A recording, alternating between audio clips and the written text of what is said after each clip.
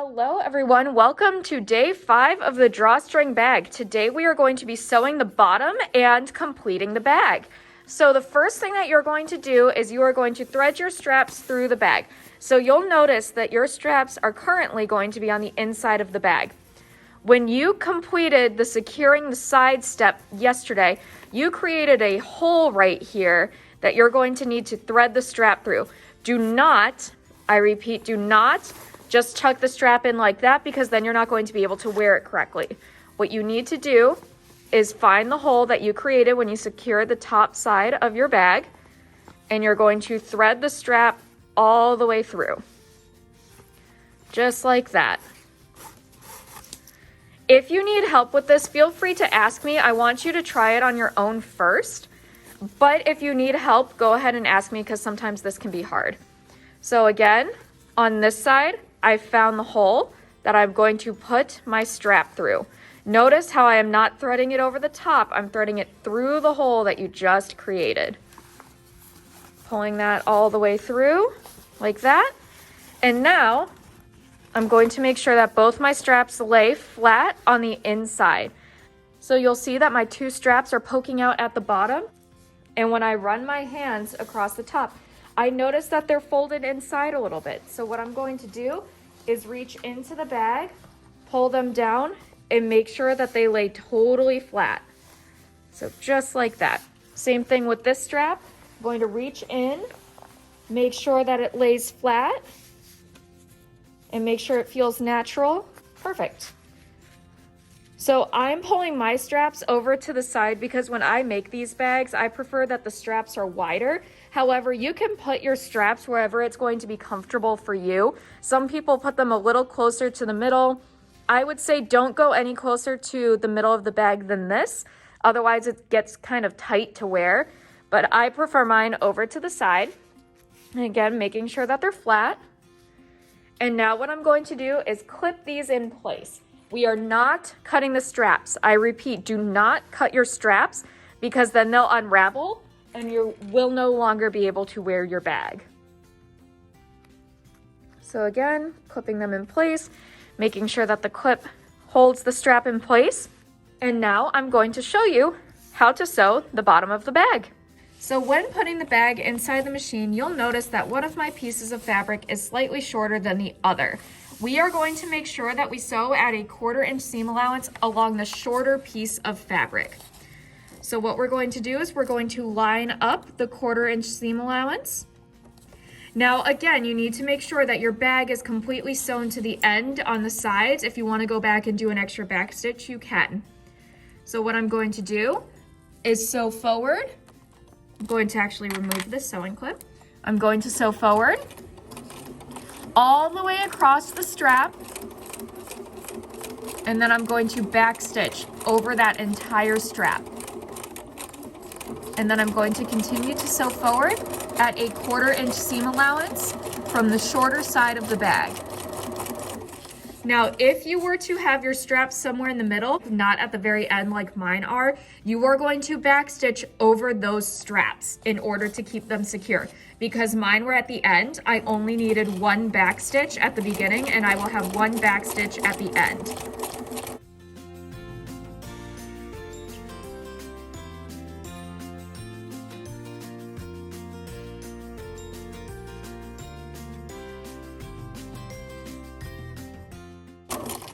Now that I'm coming to the end, I'm going to remove that sewing clip. And again, my strap is at the end, so I'm only going to back stitch here. If my strap were closer to the middle of the bag, then I would need to back stitch somewhere over the strap in order to keep it secure. So we're sewing forward all the way across that strap and back stitching all the way across the strap again. There we go. So now we've completed the first portion of sewing the bottom.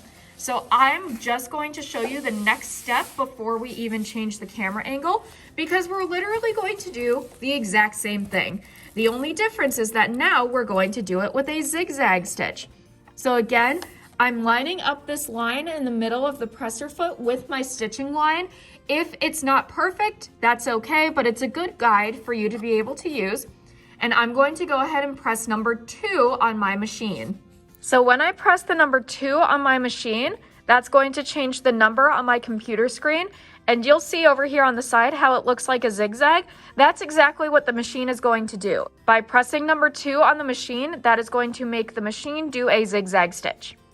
So again, after pressing number 2 on my machine, I'm going to continue to sew forward just like I did the last time. Same thing as before where we backstitch over the straps.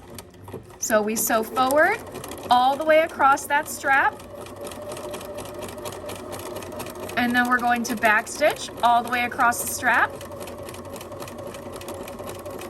And then we sew forward.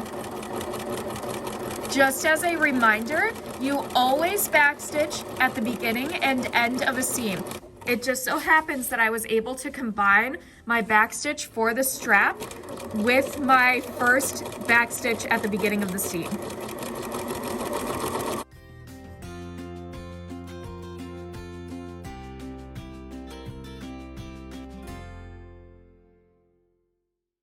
So now I'm coming to the end of my bag. I'm going to sew all the way over the strap. I'm going to backstitch all the way over the strap. And then I'm going to sew forward again. And that's it. I'm going to take the bag out of the machine, trim off all my threads, and show you the finished product.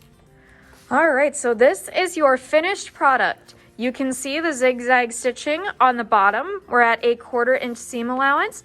You can also see that when I go to open the bag, there are no holes because everything is nice and sealed up.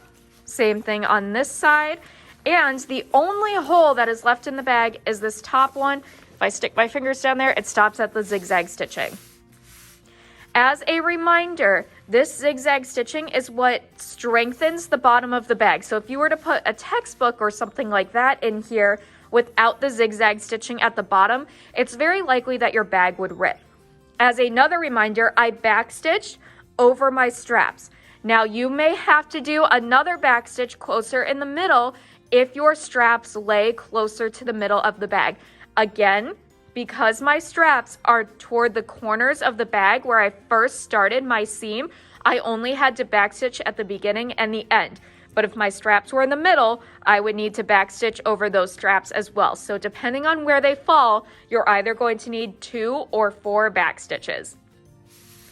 So next, what I'm going to do to finish up the bag is we are going to turn it inside out or right sides out. So that way you can see the finished product. So when you turn in your bag, this needs to be completed. So you need to turn your bag right sides out. Make sure that everything is nice and sharp.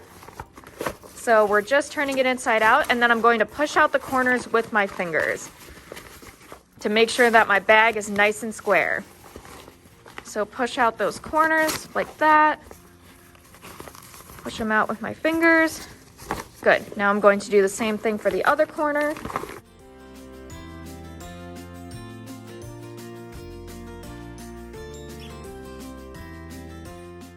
You can tell that my straps are secure because when I pull on them, there's no ripping, tearing, anything like that. I'm flattening out the bag.